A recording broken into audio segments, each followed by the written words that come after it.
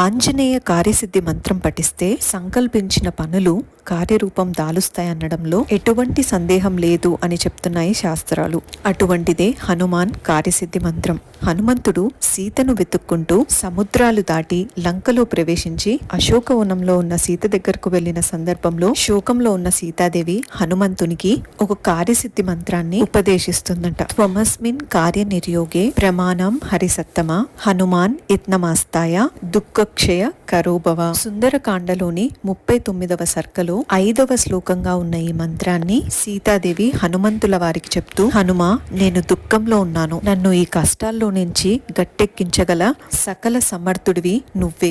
ఇదిగో ఈ మంత్రాన్ని పఠించి సిద్ధి పొంది తద్వారా నన్ను అనుగ్రహించు, అది నీ వల్ల తప్పక సాధ్యమవుతుంది అని చెప్పిందట సీతామాత. అలా హనుమంతుడు ఈ మంత్రాన్ని ఏకాగ్రతతో జపించి సిద్ధి పొంది సీతాదేవిని